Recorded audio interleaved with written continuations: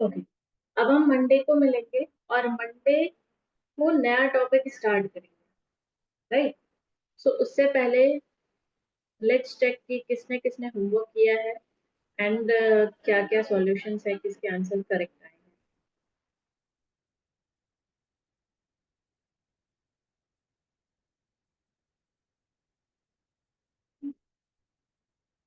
आज मैं आपको सारे टॉपिक के रेफरेंसेस का पीडीएफ भेजूंगी एंड उस पीडीएफ के बेसिस पे आपको पढ़ने हैं।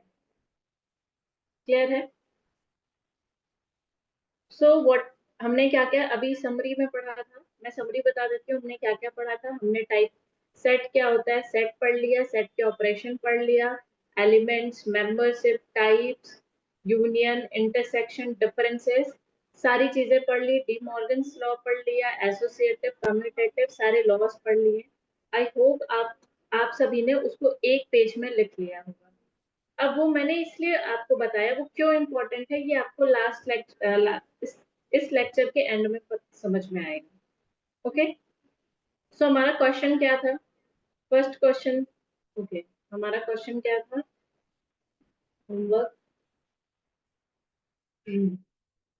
This one. सो सो सभी के आंसर्स आप बताओ। फर्स्ट का आंसर क्या आया था आपका? चेक करना मेरे साथ। What is the A union B?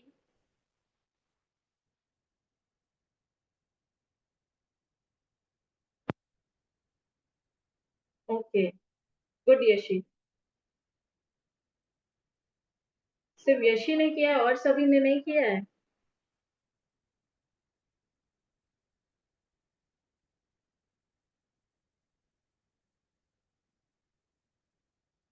Okay, let's check every question. सारे क्वेश्चंस चेक करते हैं कि क्या होगा। ए हमारा एक सेट है। ए का ऑप्शन सेट के एलिमेंट्स है 1 2 3 4 एंड 5। बी हमारा एक सेट है जिसके एलिमेंट्स है 3 4 5 6 7।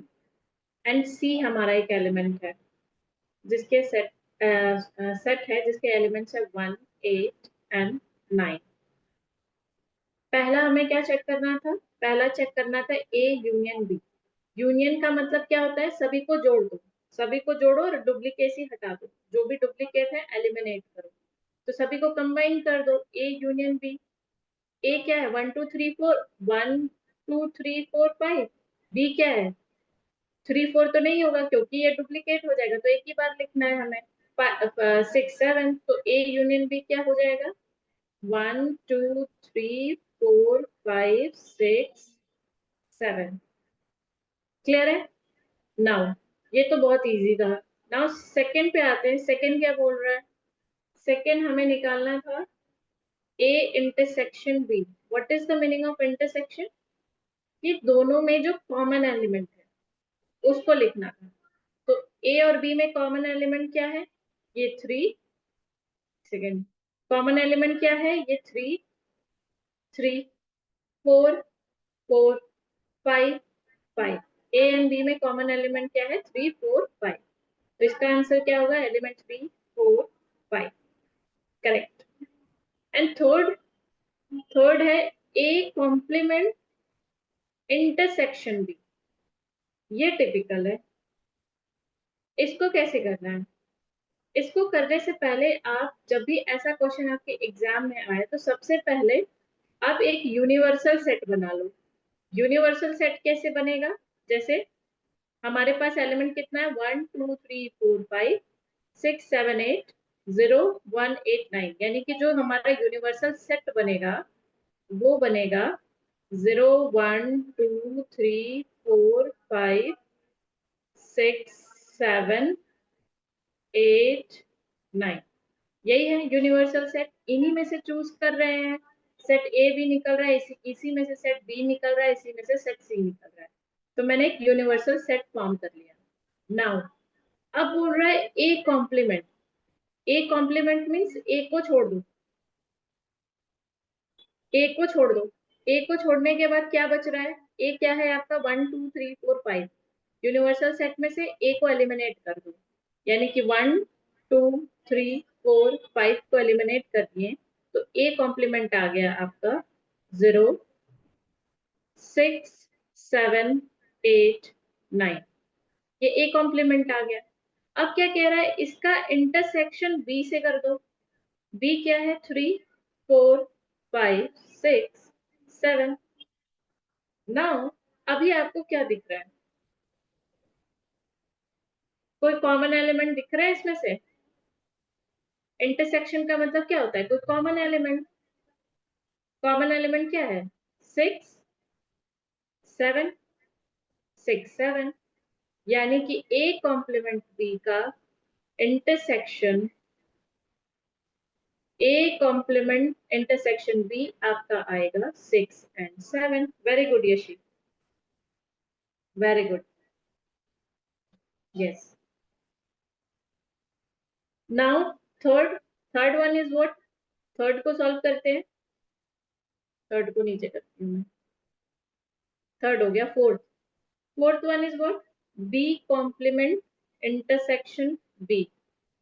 बी कॉम्प्लीमेंट है यानी बी को हटा दो, यूनिवर्सल सेट में से बी को हटा दो तो बी क्या है यहाँ पे, 3 4 5 6 7। यूनिवर्सल सेट में से 3 4 5 6 7 हटा दो तो बी कॉम्प्लीमेंट क्या होगा? बी कॉम्प्लीमेंट आपका होगा 0 1 2 8 9। इसका इंटरसेक्शन बी से ही करना है। बी क्या है, 3 4 5 6 7। अब इंटरसेक्शन यानी कि दोनों में से कोई कॉमन एलिमेंट देखो, दोनों में कोई कॉमन एलिमेंट नहीं है, यानी कि इन दोनों का इंटरसेक्शन करेंगे तो आएगा null set, that is 5। Yes exactly Shubhi. Then fifth one, fifth क्या है, A union B union C. ये बहुत सिंपल है, तीनों को मिला दो। तीनों को मिलाने के बाद आपका कंबाइन करने के बाद 0 1 2 3 4 5 6 7 8 9 आएगा। ये आपका वही आंसर होगा, एग्जैक्टली। ये वाला 1 2 3 4 5 6 7 8 9 तक है पूरा, 0 से लेके 9 तक के तीनों को मिलाना है। ये इजी है। Now six one, six one क्या कह रहा है, A union B intersection C. तो सबसे पहले ये ब्रैकेट वालों को सॉल्व कर लेते हैं। बी इंटरसेक्शन सी यानी कि दोनों में क्या कॉमन है, बी और सी में। चेक करते हैं बी एंड सी में क्या कॉमन है। यहाँ पे बी एंड सी में मुझे कुछ कॉमन दिख रहा है, 3 4 5 6 7 0 1 8 9। नहीं, कुछ नहीं कॉमन है, यानी कि बी एंड सी आपका इंटरसेक्शन इसका होगा 5। यूनियन ए, अब A union null set. Anyone answer कि ए यूनियन नल सेट क्या होता है? अगर किसी सेट का एलिमेंट किसी सेट को नल से यूनियन करेंगे, एग्जैक्टली ए आएगा। गुड, यानी कि ए ही आएगा आपका सेट। ये प्रॉपर्टी है, मैंने ऊपर लिखवाया था। तो ए जो आपका सेट का एलिमेंट्स है वो यहाँ लिख देना। Now seventh one, seventh one is differences. A difference B, ये भी वही है, ए डिफरेंस बी यानी इसका क्या मतलब है, एक्सेप्ट बी तुम्हारा कितना बच रहा है, बी को हटा दो तो बी की वैल्यू क्या है तुम्हारी यहाँ पे, बी का सेट का एलिमेंट क्या क्या है तुम्हारा, 3 4 5 6 7। तो ए में से 3 4 5 6 7 हटा दो, 6 और 7 तो है नहीं, तो 3 4 5 हटा दो, बचेगा क्या, 1 एंड 2। क्लियर है डिफरेंसेस, डिफरेंस क्लियर है, 1 एंड 2 बचेगा आपका, एग्जैक्टली exactly. यहाँ तक क्लियर है seventh one.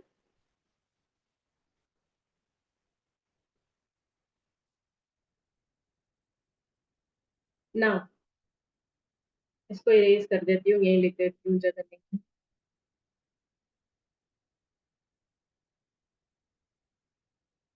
I don't know मेरा कर्सर यहाँ क्यों नहीं था। Okay fine. Now eighth one आपका क्या है, एथ वन, एथ वन है A union B difference C. Same as it is है, ए और बी का यूनियन निकालो फिर सी को एक्सेप्ट कर दो। ए और बी का यूनियन हमने निकाला था 1 2 3 4 5 6 7, राइट। सी क्या है? सी का सेट है 0, यहाँ लिख देती हूँ, 0 1 8 9, राइट। अब इसको एक्सेप्ट करना है, यानी इसको हटाना है इसमें से। अब इसमें तो कोई वैल्यू है ही नहीं हटाने वाली, तो आंसर इसका क्या आएगा?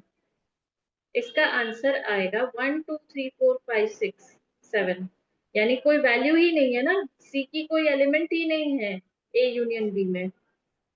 तो आंसर क्या आएगा? A union B, eighth one. Clear है यहाँ तक?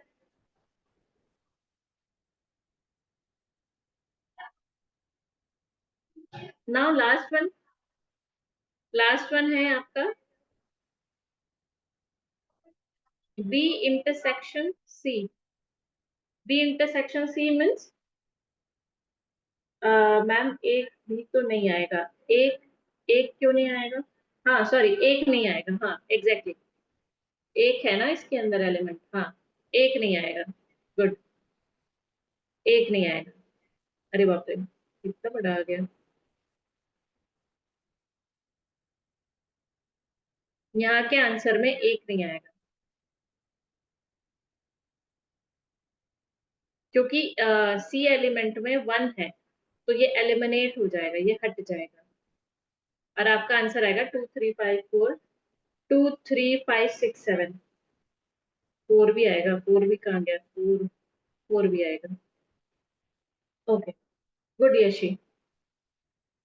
Now last one, B intersection C.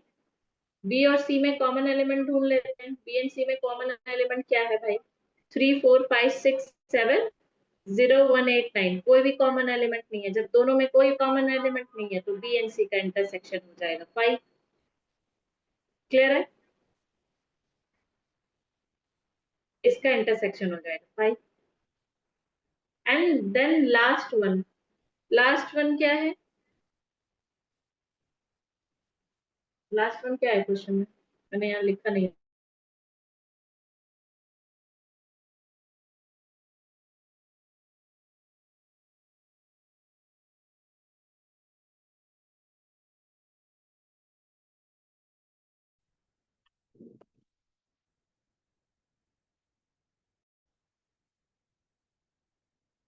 Okay fine, then after that A union B minus C complement. तो सी कॉम्प्लीमेंट निकाल लो सबसे पहले। यहाँ पे सी कॉम्प्लीमेंट आपका क्या आएगा? यूनिवर्सल सेट में से सारा सी को हटा दो, सी के सेट को हटा दो। तो यूनिवर्सल सेट क्या था हमारा? यहाँ तो लिखा नहीं मैंने, इसको मुझे नीचे ही करना पड़ेगा। क्वेश्चन क्या था? A union B minus C complement. Okay,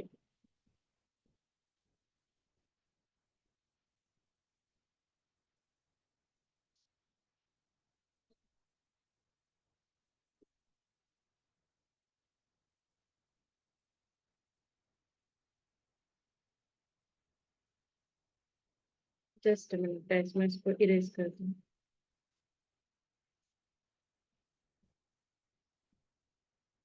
okay, A union B minus C complement. C complement, C आपका 0 0 1 8 9 है, और यूनिवर्सल सेट में से 0 1 8 9 को एलिमिनेट कर दो। तो क्या बचेगा हमारे पास? क्या हटाना है हमें?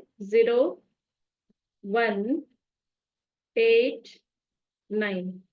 तो सी कॉम्प्लीमेंट आ गया। सी कॉम्प्लीमेंट है आपका 2 3 4 5, 2 3 4 5 6 7, ये आपका सी कॉम्प्लीमेंट आ गया। A union B, A union B हमने निकाला था। ए यूनियन बी वो आपका है 1 2 3 4 5 6 7, ये ए एन बी था। देन आपको डिफरेंस करना है। डिफरेंस का मतलब है कि सी के सारे कॉम्प्लीमेंट जो एलिमेंट है ए यूनियन बी में से हटा दो, तो सी के एलिमेंट्स क्या क्या है यहाँ पे? यहाँ पे सी के एलिमेंट्स, इसको हाईलाइट कर देती हूँ मैं, 2, 3, 4, 5, 6, 7, ये सारे एलिमिनेट हो जाएंगे। तो क्या आंसर आएगा? इसका आंसर आएगा 1, ओनली 1। यानी कि A union B minus C complement, इसका आया आंसर 1। क्लियर हो गया?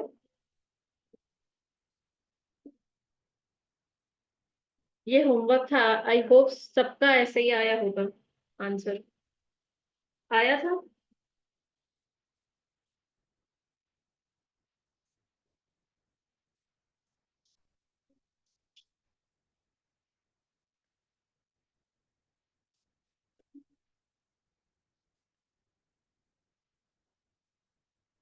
ना, अब स्टार्ट करते हैं अपना नेक्स्ट टॉपिक के, जो हमें पढ़ना था। ये अभी हम क्वेश्चन करेंगे, ये सारे क्वेश्चन अभी हम करेंगे।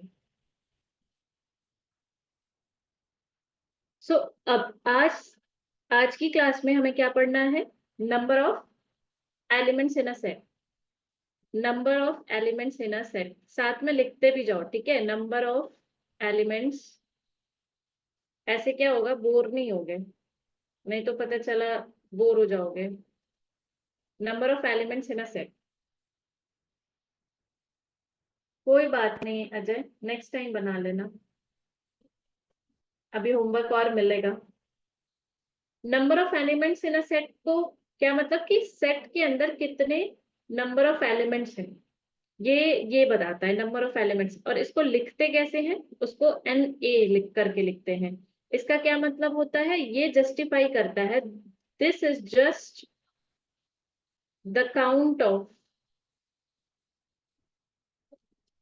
आइटम्स, कि कितने आपके आइटम्स हैं इन अ सेट। सेट में कितने एलिमेंट है, वही ये बताता है। फॉर एग्जाम्पल, कि अगर एक ये सेट है, इसके अंदर A B C D E, यानी कितने नंबर ऑफ एलिमेंट है? 1, 2, 3, 4, 5। तो ये बताएगा N A equals to 5, number of element equals to 5। Okay, now इसमें एक फॉर्मूला आता है जो आपको हमेशा याद रखना है। कभी कभी आपको क्वेश्चन दे देगा कैलकुलेट करने के लिए, जब ऐसे क्वेश्चन दे सकते हैं तो वो आपको ऐसे क्वेश्चंस एग्जाम में पूछ सकते हैं। तो इसका एक फॉर्मूला होता है, जब भी नंबर ऑफ एलिमेंट्स का यूनियन निकालना होता है, हमें पता करना होता है कि ए यूनियन बी में कितने नंबर ऑफ एलिमेंट्स हैं, देन इसका फॉर्मूला होता है number of elements plus number of element in second set minus number of element. Just a minute, इसको मैं यहाँ लिखती हूँ, ये मेरा कर्सर उधर नहीं जाता है। Number of element A intersection B, कि दोनों में कॉमन क्या है। क्लियर है? ये फॉर्मूला आपको याद होना चाहिए। अब ये फॉर्मूला क्या बताता है? ये बता रहा है कि अगर आप ए यूनियन बी करोगे तो उसमें नंबर ऑफ एलिमेंट्स कितने आएंगे, यही ये इसको फाइंड करने का एक तरीका होता है, राइट? अब फॉर एग्जाम्पल, अब यहाँ पे ये टर्म यूज क्यों किया, इंटरसेक्शन? इंटरसेक्शन इसलिए यूज किया है क्योंकि दोनों में हो सकता है कि कोई कॉमन एलिमेंट हो, तो इसीलिए उसमें से माइनस कर देंगे तो एक्चुअल नंबर ऑफ एलिमेंट हमें पता चल जाएगा। इसीलिए इंटरसेक्शन यूज करते हैं। अगर दोनों में कोई भी कॉमन एलिमेंट नहीं होगा तो ये जीरो हो जाएगा। एग्जाम्पल से समझते हैं इसको। एग्जाम्पल, नंबर ऑफ एलिमेंट, मान लेते कोई सेट ए है उसमें 5 है, नंबर ऑफ एलिमेंट कोई सेट बी है उसमें भी 5 है, और दोनों का इंटरसेक्शन ए इंटरसेक्शन बी यानी कॉमन एलिमेंट 3 है। अब मुझे बताओ कि नंबर ऑफ एलिमेंट दोनों मिला करके कितने होंगे, यानी आपको फाइंड करना है यूनियन, दोनों मिला करके कितने होंगे। आंसर, कितने एलिमेंट्स होंगे?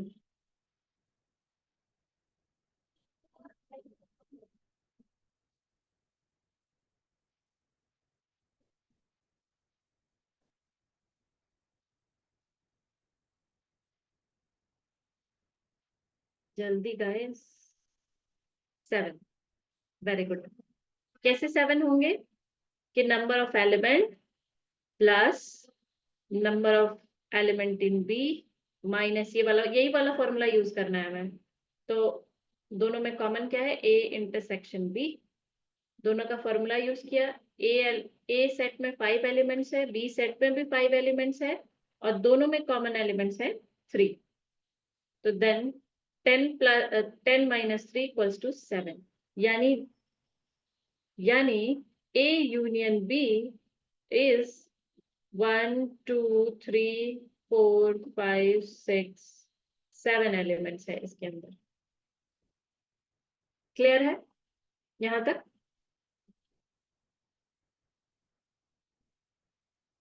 Yes, very good Yashi. Then ये तो हमने एलिमेंट और पढ़ लिया कि नंबर ऑफ एलिमेंट निकालना होगा तो कैसे निकालेंगे।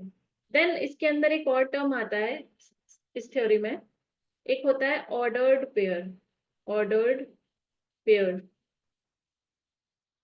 ऑर्डर्स पेयर क्या होता है? हमने अभी तक सेट थ्योरी में क्या पढ़ा था कि order doesn't matter in an element. चाहे वो कैसे भी लिखो, ऑर्डर मैटर नहीं करता। इससे पहले हमने पढ़ा था। लेकिन यहाँ पे ऑर्डर्ड पेयर में ऑर्डर मैटर करता है। यानी एक ये ऑर्डर्ड पेयर क्या होता है? ये एक तरीके का पेयर ऑफ ऑब्जेक्ट है। पेयर ऑफ ऑब्जेक्ट या एलिमेंट है, ऑब्जेक्ट्स है, where the order in which the object appears मतलब जैसे एलिमेंट्स लिखा जाता है। Object appears is important. ये इम्पोर्टेंट होता है। ऐसा नहीं है कि हम आगे पीछे करके एलिमेंट को लिख दें। ठीक है? एंड अगर आगे पीछे करके लिखेंगे तो इसका मीनिंग बदल जाएगा। राइट? इसका अर्थ ही बदल जाएगा। जैसे फॉर एग्जाम्पल एग्जाम्पल अभी समझेंगे। अभी इसको हम लिखते कैसे हैं? It can be written as in a form of A and B. ठीक है? पहले एलिमेंट, अब इस ए एलिमेंट को हम क्या बोलते हैं? फर्स्ट एलिमेंट को बोलते हैं एक्स कोऑर्डिनेट बोलते हैं।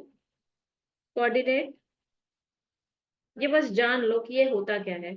बी को क्या बोलते हैं? वाई कोऑर्डिनेट बोलते हैं। अगर कोऑर्डिनेट ही बदल दोगे तो आपका कर्व भी तो बदल जाएगा ना। एक्स वाई कोऑर्डिनेट बदल दिया तो हमारा ग्राफ भी बदल जाएगा, हमारा शेप भी बदल जाएगा, सारी चीजें बदल जाएगी। तो ये ऑर्डर्ड पेयर में आपका ऑर्डर अपीयरेंसेस मैटर करता है कि कैसे हो रहा है, क्या किस ऑर्डर में हमने लिखा है किसी भी सेट फॉर्म को। ठीक है? अब जैसे यहाँ पे मोस्ट इंपॉर्टेंट बात क्या है? यहाँ पे the most important thing is that कि जैसे हम एक सेट में लिख सकते थे कि A B equals to B C, लेकिन यहाँ पे A B equals to B C, sorry B C नहीं, C D. System A B equals to C D. ये तभी बराबर होगा, तभी इक्वल होगा जब आपका ए इक्वल्स टू सी होगा and B equals to D होगा। क्लियर है? मैं ये कहना चाह रही हूँ यहाँ पे कि अगर ये इसको हम, अच्छा इसको दूसरे एग्जांपल से समझ लेते हैं कि जैसे कोई एक सेट है ई और एफ, ये बराबर है एफ और जी के, एफ और ई के। ये तभी इक्वल होगा जब ई एफ के इक्वल होगा और एफ ई के इक्वल होगा। अगर ये इक्वल नहीं है, ये इक्वल नहीं है, तो ये ऑर्डर्ड पेयर में नहीं है। बस इतना ही कहानी है ऑर्डर्ड पेयर का।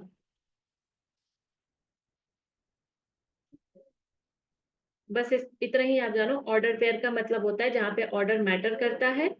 और जब भी हम किसी भी एलिमेंट को लिखेंगे तो वो आगे पीछे अगर लिखेंगे तो पूरा मतलब ही बदल जाएगा। वो अनटिल एंड अनलेस जब तक ये दोनों, ये सब एक दूसरे के बराबर ना हो, अनटिल एंड अनलेस जब ये सब बराबर ना हो। अगर इक्वल है तो हम इसको आगे पीछे करके लिख सकते हैं, अगर इक्वल नहीं है तो नहीं लिख पाएंगे। That is the exact meaning of ordered pair.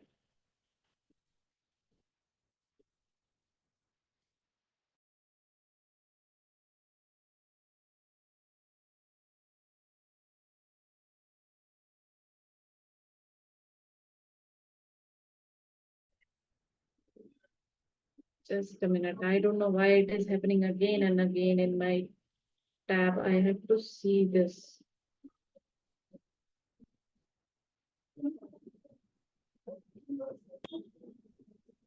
Sorry guys, I have to tackle this. Next time this will not happen again.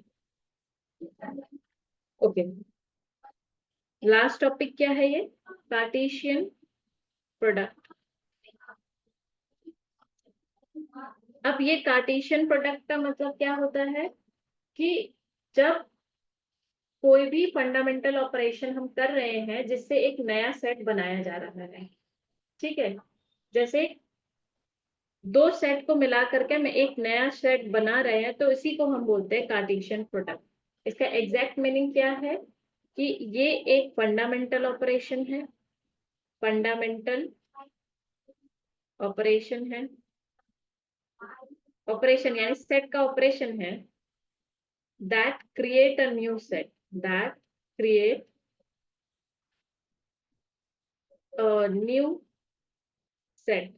किसी दो सेट को मिला करके मैं एक सेट बना रहे हैं, ठीक है, जिसके अंदर नए कलेक्शंस ऑफ एलिमेंट्स या पेयर्ड फॉर्म होते हैं। दिस न्यू सेट, ये जो नया सेट आ रहा है, is a collection of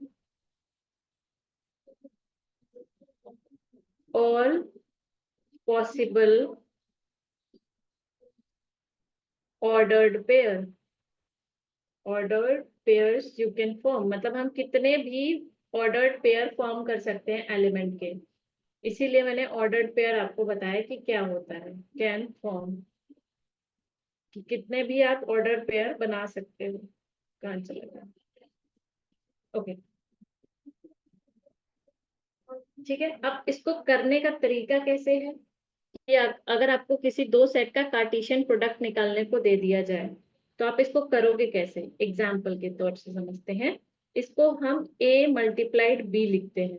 multiplied का साइन यानी कार्टेशियन प्रोडक्ट, राइट। कोई a एलिमेंट है फॉर एग्जाम्पल, पहले इसको मैथमेटिकल फॉर्म में कैसे लिखेंगे कि a given that a and b such that a belongs to, small a belongs to, यानी a and b आपका कोई एक एलिमेंट है जिसमें a belongs कर रहा है कैपिटल A सेट से, एंड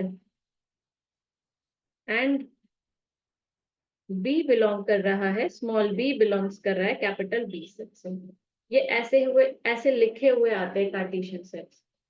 अब फॉर एग्जाम्पल क्या है कि मान लो कि कोई सेट है, सेट A है, इसका इसके एलिमेंट है, किसी के पास रेड शर्ट है एंड ब्लू शर्ट है, इसके एलिमेंट में ब्लू शर्ट। सेट बी है, इसमें ब्लैक शर्ट है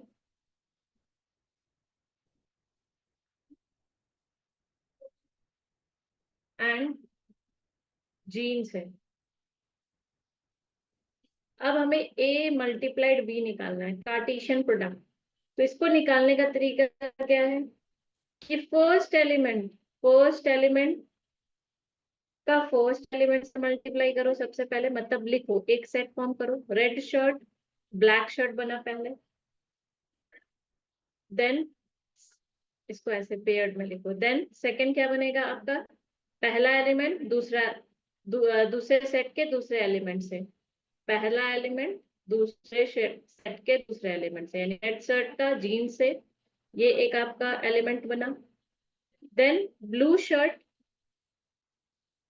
का ब्लैक शर्ट से, यानी कि second element of first set, first element of second set, ये एक बना, and last one second element of first set and second element of second set, यानी ये बनेगा ब्लू शर्ट जीन्स। ये आपका प्रॉपर एक एलिमेंट है।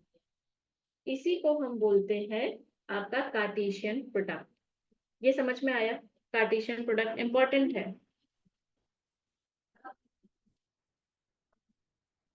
Do let me know.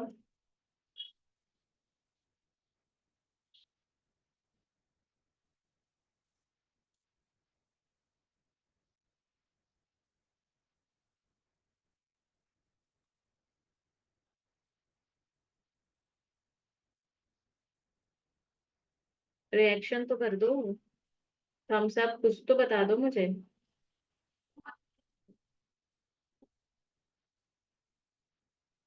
Okay, सो गए क्या सारे?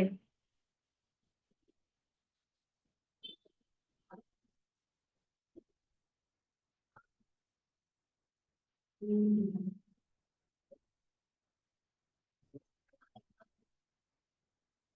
एक बार फिर से, ठीक है, मैं एक बार फिर से समझा दे रही हूँ दूसरे एग्जाम्पल से। फॉर एग्जाम्पल, ए हमारा एक सेट है जिसके अंदर एलिमेंट है ए, बी, और बी एक सेट है जिसके अंदर एलिमेंट है टू, थ्री। टू थ्री है। अब आपसे मैं बोल रही हूँ ए बी का कार्टेशियन प्रोडक्ट निकालो। तो इसको आप कैसे करोगे? पहले एलिमेंट का मल्टीप्लाई, मल्टीप्लाई नहीं, इसको फॉर्म करें, नया सेट फॉर्म करें ना। कार्टेशियन प्रोडक्ट हमने क्या समझा था कि एक नया सेट फॉर्म कर रहे हैं ऑर्डर्ड पेयर में रख करके, पेयर रख रहे हैं, यानी कि पहले एलिमेंट के साथ पहले एलिमेंट को रखेंगे दूसरे सेट के, पहले सेट के एलिमेंट के साथ दूसरे सेट के पहले एलिमेंट को रखा, फिर पहले एलिमेंट के साथ सेट दूसरे सेट के एलिमेंट को रखा, ए का थ्री से किया, फिर second element of first set, इसका मैंने first element of second set ये फॉर्म किया, then second element of first set, second element of second set, ये आपका पूरा एलिमेंट बनेगा। क्लियर हो गया?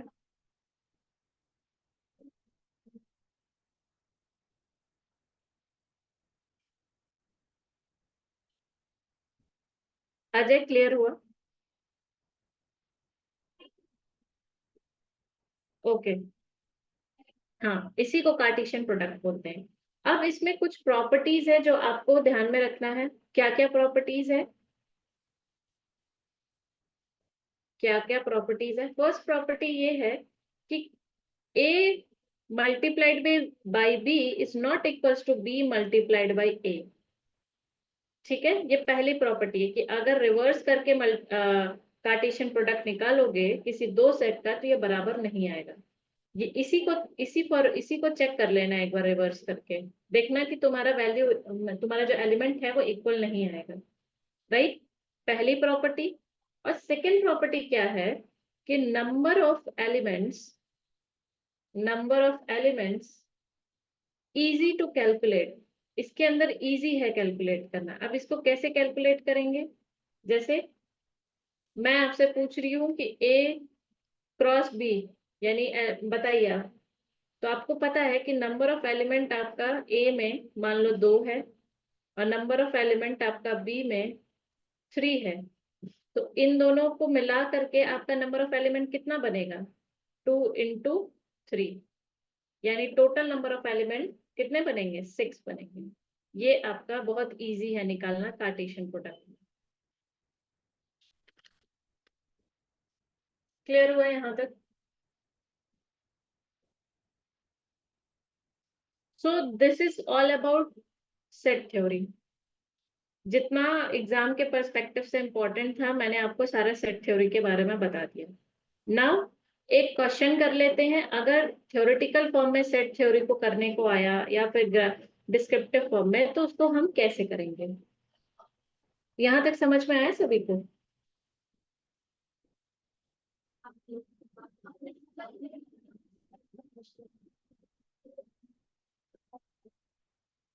ये एक क्वेश्चन है, इसमें क्या बोल रहा है एक बार रीड करना आप सभी कि in a class of 25 students, in a class of 25 students of economics and politics 12 students have taken economics, जिसमें मतलब 25 स्टूडेंट में से 12 स्टूडेंट्स ने इकोनॉमिक्स लिया, जिसमें से out of these 8 have taken economics, out of this 8 have taken economics but not politics।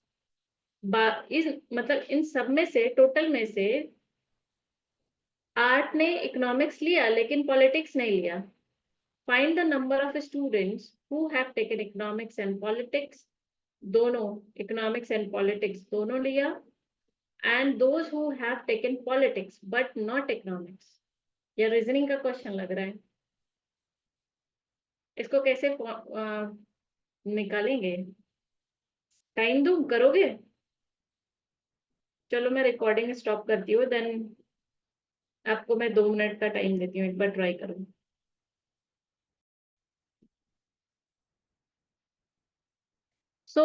सबसे पहले हमें एक सेट बनाना है। मैंने एक फॉर्म कर लिया कि मैंने बोला कि भाई ए जो है एक सेट है जिसमें number of students of economics है, नंबर ऑफ स्टूडेंट जिन्होंने इकोनॉमिक्स लिया है वो सेट ए है। अब यहाँ पे आपको दे दिया है कि नंबर ऑफ स्टूडेंट जिसने इकोनॉमिक्स लिया है वो है 12, यानी कि ये आपका 12 है। सेकेंड कोई सेट बी है जहाँ पे नंबर ऑफ स्टूडेंट्स जिन्होंने पॉलिटिक्स लिया है, पॉलिटिक्स लिया, ये आपको अभी नहीं पता है, ठीक है। लेकिन आपको ये पता है कि इसमें से जो स्टूडेंट्स ने इकोनॉमिक्स लिया है लेकिन पॉलिटिक्स नहीं लिया है वो पता है।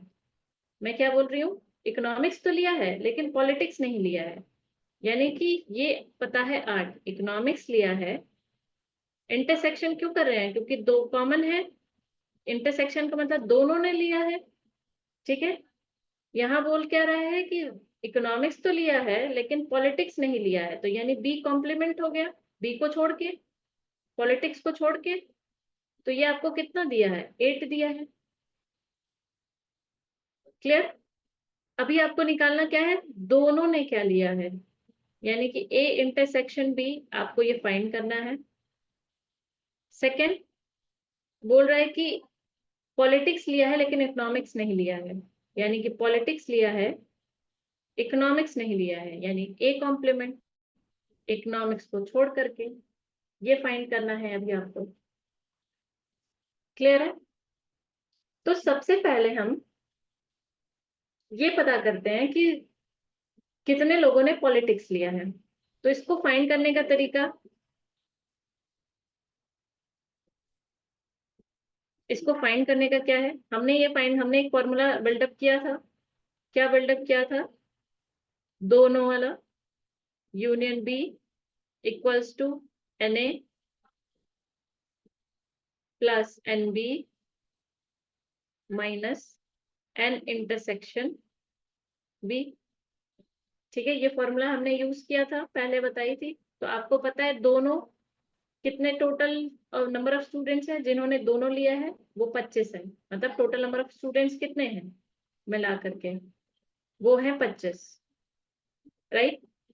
सेकेंड, सब इकोनॉमिक्स वाले कितने हैं इसके अंदर, 12,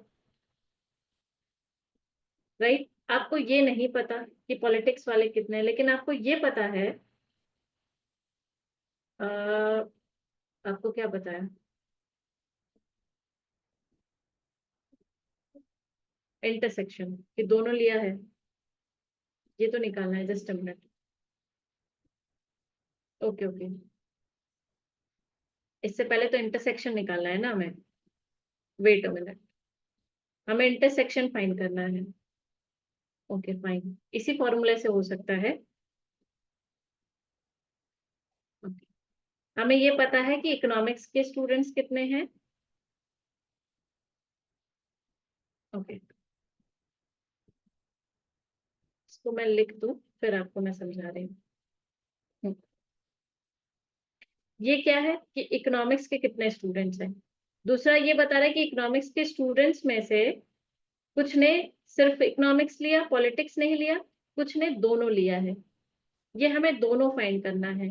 तो दोनों फाइंड करने के लिए आपको ये पता है नंबर ऑफ स्टूडेंट्स वो है टेकन इकोनॉमिक्स, वो आपका है 12। जिसने इकोनॉमिक्स नहीं लिया, इकोनॉमिक्स लिया, पॉलिटिक्स नहीं लिया, वो है 8। प्लस दोनों आपको नहीं पता, यानी कि ये बेसिकली इंटरसेक्शन ही वाला पार्ट है, ये आपको नहीं पता, माइनस कर दो, ये आपको पता चल गया। ए इंटरसेक्शन बी, यानी कि दोनों इसमें से लिए हुए स्टूडेंट्स हैं 4। क्लियर है। नाउ अब इसमें हम फॉर्मूला फिर से फॉर्मूला लगा देते हैं कि हमें इंटरसेक्शन पता है। तो आपका N A union B equals to N A plus N B minus N A intersection B. आपको ये पता है कि टोटल स्ट्रेंथ 25 है, इकोनॉमिक्स लेने वाले स्टूडेंट्स की 8 है, लेकिन हमें ये नहीं पता कि पॉलिटिक्स कितने लोगों ने लिया है। पॉलिटिक्स कितने लोगों ने लिया है ये नहीं पता है। एंड ये कितना है, ये है आपका 4। टोटल कितने हो गए।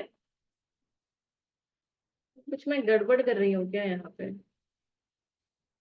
ये इकोनॉमिक्स वालों ने,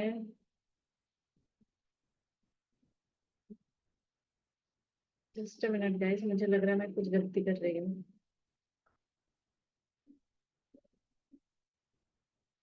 okay okay okay fine.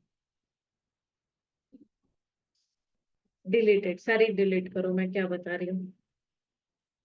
Number of students economics जिसने लिया वो है 12, मैं यहाँ 8 क्यों लिखी हूँ।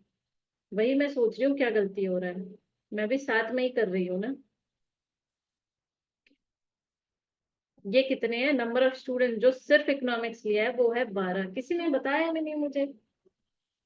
तो अब ये कितना हो गया, ये हो गया आपका 8। नंबर ऑफ स्टूडेंट्स ये 25। एनबी आपको पता चल गया यहाँ से, एनबी इज 14।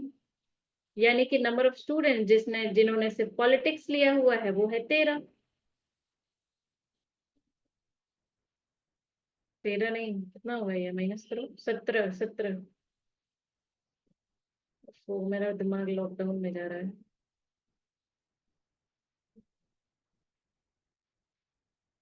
17। क्लियर है, यहाँ तक समझ में आया। मुझे ये बताओ फिर से, मैं समझाऊं नहीं तो। हाँ मुझे लगा ही था। मैं फिर से समझा देती हूँ, फिर से स्टार्ट करते हैं, let's restart this question.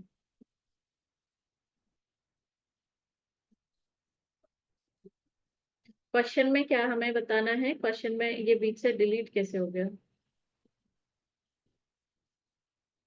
Find the, okay, question में हमें ये बताना है कि बीच में क्या था यहाँ पे। एनीवे कुछ होगा कि 25 स्ट्रेंथ है क्लास की, 25 स्ट्रेंथ है क्लास की, जिसमें से 12 स्टूडेंट्स ने सिर्फ इकोनॉमिक्स लिया है, 8 ने इकोनॉमिक्स लिया है लेकिन पॉलिटिकल नहीं लिया है, यानी कि वो कॉम्प्लीमेंट में चला गया, कि वो छोड़ करके, और बीच में यहाँ कुछ गायब हो गया है, क्वेश्चन ही गायब हो गया है। इसको मैं बताती हूँ, वेट, इसको मैं फिर से लिख के लाती हूँ, फिर बताती हूँ आपको। वैसे अजय तुमने सही आंसर दिया था। आई विल अगेन, मैं इसको पूरा भी बताती हूँ, लास्ट में बताऊंगी। बीच में क्वेश्चन गायब हो गया, डिलीटेड, कोई नहीं। ये क्वेश्चन इसको छोड़ करके जहां अभी तक समझ में आया है,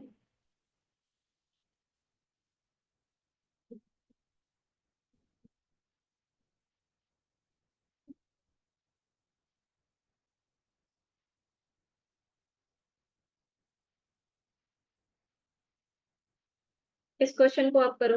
ये नेट जून 2021 का क्वेश्चन है, ये करो। मैं आपको टाइम दे रही हूँ, इसको करिए। ये इस क्वेश्चन में क्या कर रहा है, identify which of the following statement is incorrect, right. सबसे पहले जब भी ये इनकरेक्ट वाले क्वेश्चंस आप देखो ना, तो इन द एग्जामिनेशन आपका एंड तक आपको याद रहना चाहिए कि ये इनकरेक्ट है। तो उसके लिए आप कुछ साइन बना लो, जैसे कि मैं क्या करती थी जब मेरा एग्जाम होता था और मैं कहीं इनकरेक्ट देख रही हूँ, तो I put my one finger कि मैं बाहर उसको कर रही थी, थम्स अप कर लेती थी कि जब तक मैं ये क्वेश्चन सॉल्व कर नहीं कर लूंगी तब तक ये मेरे थम्स अप रहेंगे, तब तक मेरे को आइडिया रहेगा कि ये इनकरेक्ट ही कर रहा है। और जब ये हो जाता था तो मैं नॉर्मल हो जाती थी, right.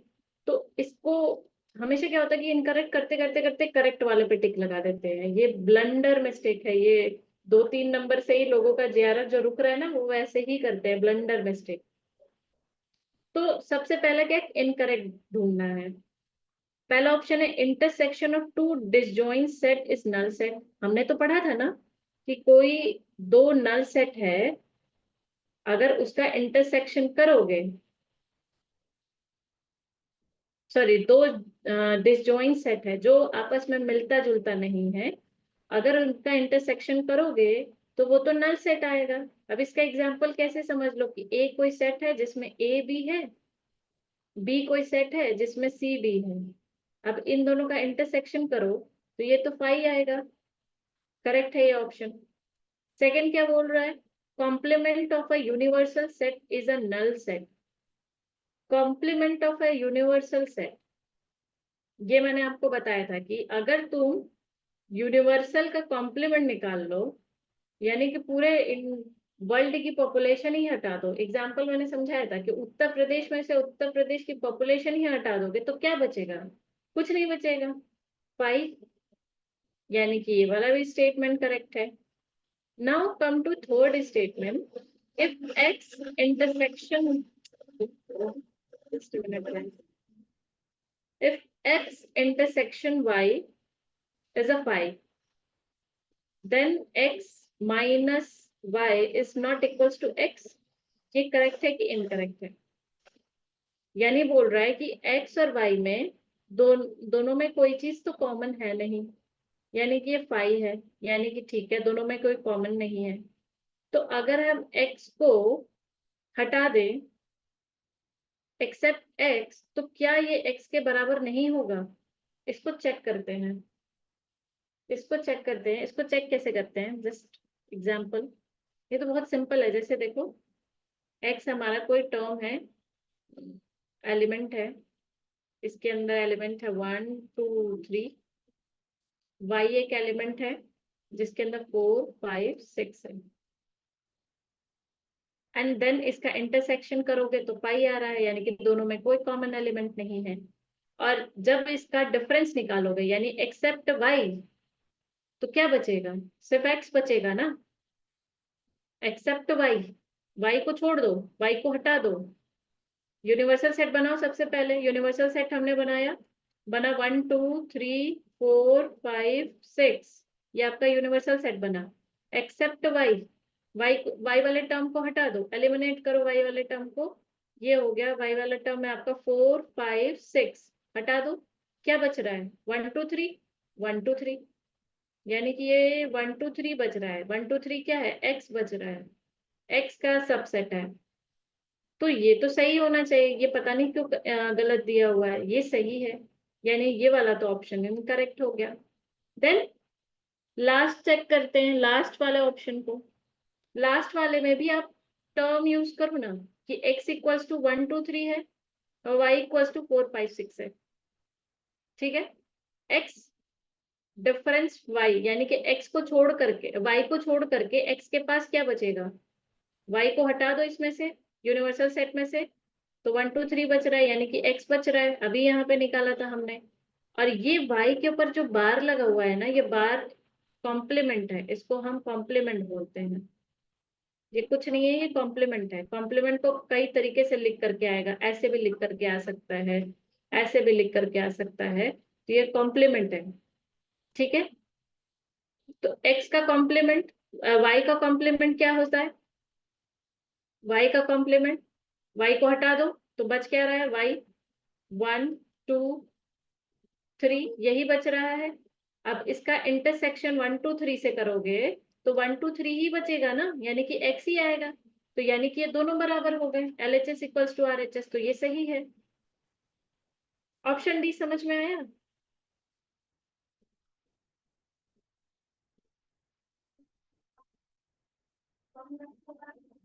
Yes Yashik, correct. Option D समझ में आया? ऑप्शन डी देवाश्री नहीं होगा। कैसे? अभी हमने वैल्यू रखा, जब भी ऐसे क्वेश्चन में फंसो ना तो उसमें एलिमेंट असाइन कर दो। 1 2 3 4 5 6 ऐसे कोई एलिमेंट रख दो, ABCD रख दो, कोई भी एलिमेंट रख दो, तो इसको ऐसे तुम रेक्टिफाई कर सकते हो। क्लियर है? तो इनकरेक्ट ऑप्शन है इसका सी, थर्ड थर्ड वन। क्लियर? अब उस क्वेश्चन पे जाते हैं जो जिसमें हम फंस गए थे। यहाँ पे मैं फिर से उस क्वेश्चन को लिखती हूँ कि in a class of 25 students, क्लास में टोटल नंबर ऑफ स्टूडेंट्स कितने हैं? 25। Of economics and politics, of economics and politics, polity के स्टूडेंट्स हैं 25। 12 हैव टेकन इकोनॉमिक्स, बट देखो इसमें से 12 ने इकोनॉमिक्स लिया, तो नंबर ऑफ स्टूडेंट जो इकोनॉमिक्स ले रहे हैं वो NA, हमने ए को डिफाइन किया था ऊपर कि ए क्या है, नंबर ऑफ स्टूडेंट्स जिन्होंने इकोनॉमिक्स लिया था। ठीक है? Out of they out of these 8 have taken economics but not politics, यानी कि इन सब में से सॉरी इन सब में से 8 लोगों ने इकोनॉमिक्स लिया लेकिन पॉलिटिक्स नहीं लिया। तो यानी कि ये क्या बोल रहा है, ये दोनों मिला दो, यानी कि इन ए और बी इंटरसेक्शन, यानी कि दोनों ले रहे हैं इकोनॉमिक्स और पॉलिटिक्स। इन दोनों में से पॉलिटिक्स नहीं लिया किसी ने। वो कितने स्टूडेंट्स हैं? 8 हैं। ये फॉर्म करना समझ में आया? क्वेश्चन में क्या बोल रहा है कि आउट ऑफ दिस 8 लोगों ने इकोनॉमिक्स लिया लेकिन पॉलिटिक्स नहीं लिया, तो मैंने पॉलिटिक्स कॉम्प्लीमेंट हटा दिया एक्सेप्ट दिस। इसके बाद क्या बोल रहा है, फाइंड क्या करना है हमें? फाइंड क्या करना है? Find the number of students who have taken economics and politics, यानी कि इकोनॉमिक्स भी लिया है पॉलिटिक्स भी लिया है, ये फाइंड करना है।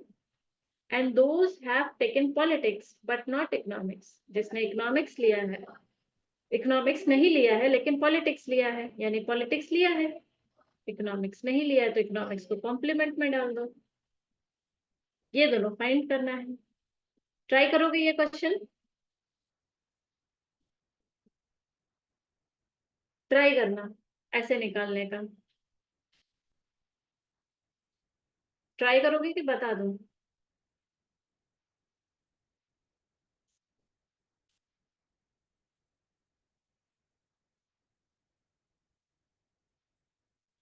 यस नो जल्दी बोलो। ओके ओके ओके ओके, इसको ट्राई करना, मैं ग्रुप में ये क्वेश्चन भेजूंगी, इसको ट्राई करना। वैसे अजय का करेक्ट आंसर था, इस क्वेश्चन में ऊपर डिलीट हो गया था, तो बट मैं इसको ग्रुप में भेज दूंगी। So that is it from today's class. आज पूरा समरी एक बार देख लेते कि हमने सेट थ्योरी में क्या क्या पढ़ा। सेट थ्योरी ऑपरेशन पढ़ा हमने, कार्टेशियन ऑफ प्रोडक्ट पढ़ा, ऑर्डर्ड पेयर पढ़ा, डी मॉर्गन्स लॉ पढ़ा, क्वेश्चन भी किए। आप नेट के जितने भी क्वेश्चन आएंगे या किसी भी असिस्टेंट प्रोफेसर के क्वेश्चन आएंगे, ये आपका काम होगा कि आप उसका पेपर उठा लो, जितने भी सेट के क्वेश्चन आ रहे हैं उसको लगाओ, देखो लग रहा है कि नहीं, क्योंकि इससे ज्यादा नहीं आएगा। आपसे कोई भी थ्योरम प्रूव करने को नहीं आएगा, बस आपको याद रखना है। आपको एक पेज बनाना है जहां पे आपने सारी एक साथ प्रॉपर्टीज लिखनी है, और उसको जहां आप पढ़ते हो स्टडी टेबल पे स्टिच कर देना, लगा देना है, ताकि सारी प्रॉपर्टीज हमारे दिमाग में चलती रहे। क्लियर है? मंडे को मिलेंगे, और मंडे को हम नेक्स्ट अपना टॉपिक स्टार्ट करेंगे। So okay, just thank you so much, मैं रिकॉर्डिंग स्टॉप कर रही हूँ।